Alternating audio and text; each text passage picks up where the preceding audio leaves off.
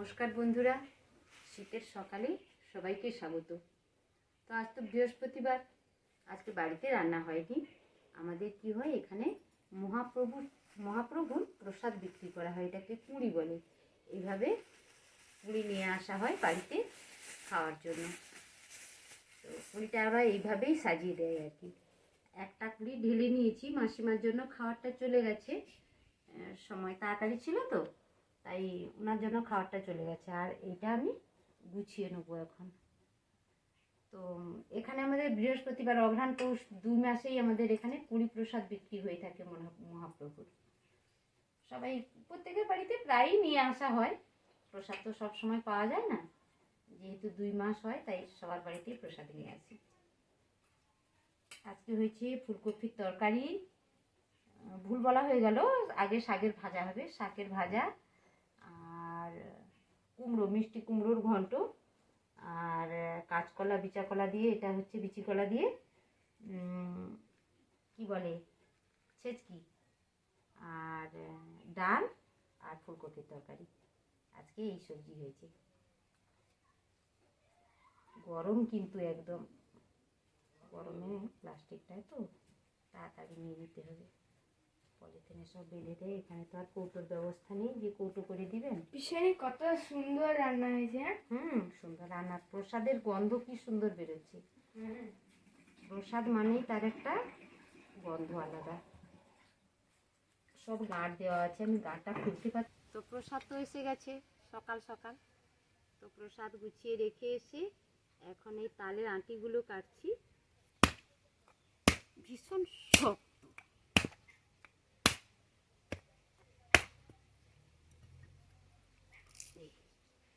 এগুলো সব আবার দা দিয়ে তুলবো ভেতর থেকে।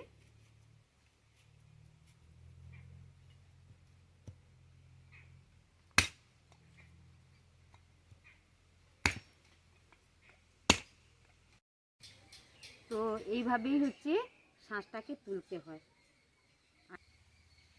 এগুলো দিয়ে পিঠে বানাবো, পিঠে।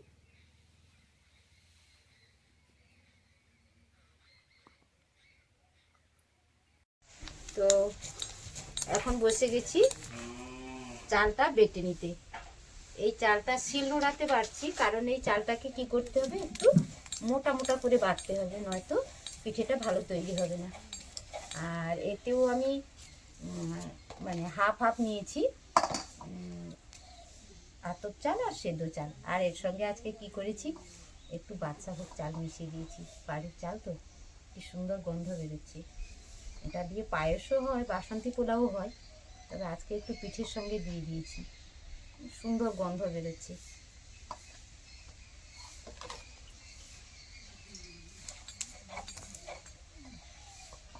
পিঠেটা তো বানাবো, আগে থেকে রেডি করে রাখতে হবে, একে মেখে ঢেকে রাখতে হবে, নয়তো পিঠেটা ভালো হবে না।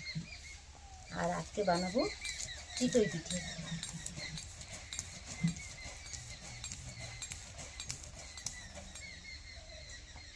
শিলনোড়াতে তো আগে থেকেই বাটা হতো, সবাই তো আগে শিলনোড়াতেই বেটে আমরা করতাম, এখনও করি। তবে নতুন যুগে আবার মিক্সার চলে এসছে, তবে শিলনোড়াতে ভালো হয়। রান্নাতে মশলাও যদি আমরা শিলনোড়াতে করে দিই, সেটাতে ভালো হয়। শিলনোড়ায় বাটা মশলাতে যেরকম রান্না ভালো হয়, সেরকম পিঠেও ভালো হয়।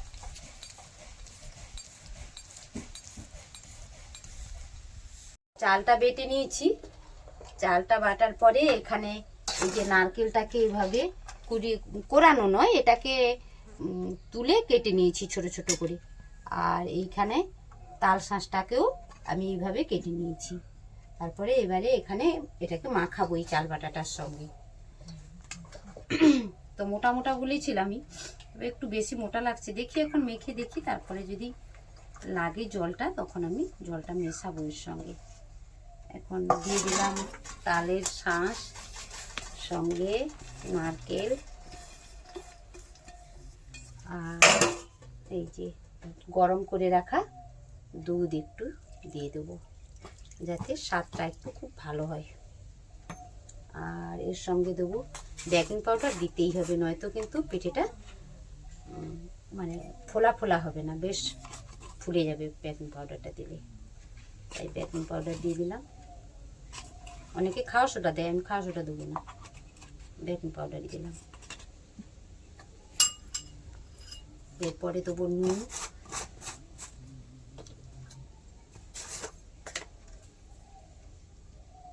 নুনটা দিয়ে দেখবো মেখে কতটা জল মেশাতে হবে, তারপরে জল মেশাবো।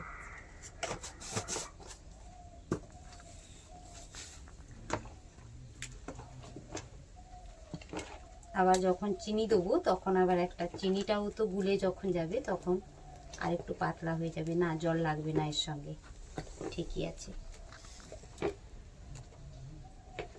আবার আমাদের চিনি বিহন বের করতে হবে, মানে চিনি খায় না, সুগার আছে কি চিনি খেতে চায় না, তাদের জন্য আলাদা করে বানিয়ে দেবো। আর যারা চিনি খায় তাদের জন্য চিনিটা অ্যাড করব। তো যারা চিনি খায় না তাদের জন্য আমি একটু বের করে নেব।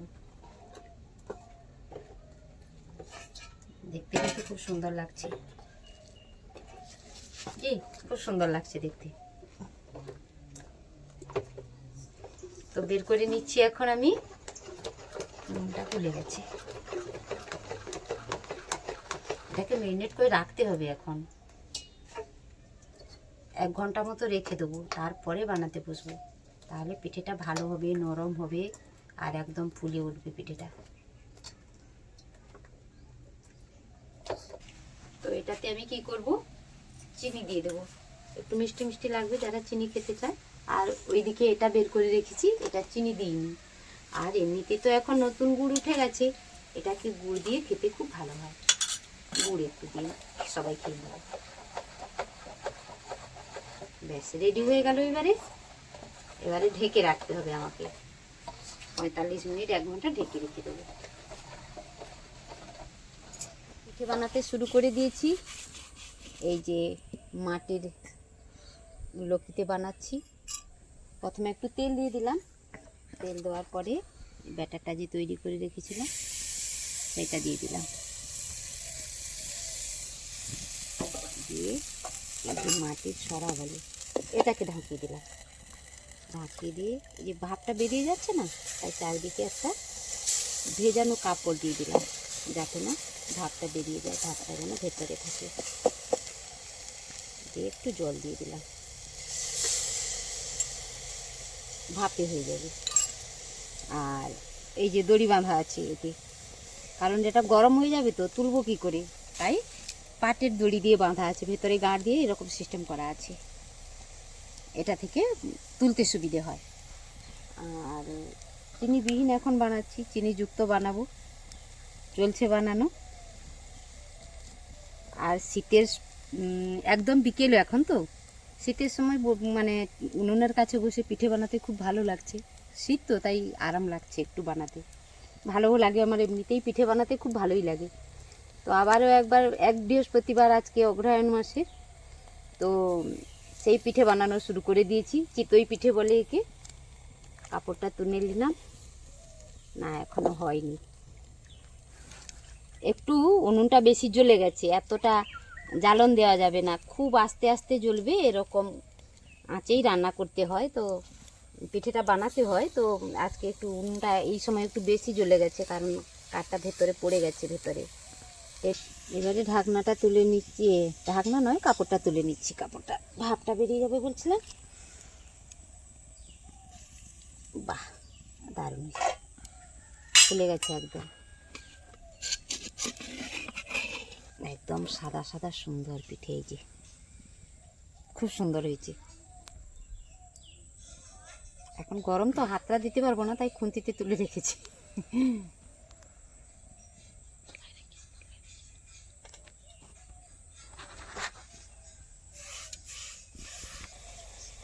তো বন্ধুরা, অনেকগুলো পিঠে আমি বানিয়ে ফেলেছি, তৈরি করে ফেলেছি। তো এই পিঠেটাকে আমি তো বললাম চিতই পিঠে, তবে এর অনেক আঞ্চলিক ভাষা অনুযায়ী এর অনেক নাম আছে। কেউ বলে আজকে পিঠে, কেউ বলে ভাজা পিঠে, কেউ আবার বলে এটা সরা, তো আবার সরা ঢাকনা পিঠেও অনেকে বলে থাকে। তো আমি তো এতগুলো নামে পিঠেটাকে বললাম। তো তোমরা কে কী নামে জানো আমাকে সবাই কমেন্টস করে জানাবে, তাহলে আমার খুব ভালো লাগবে।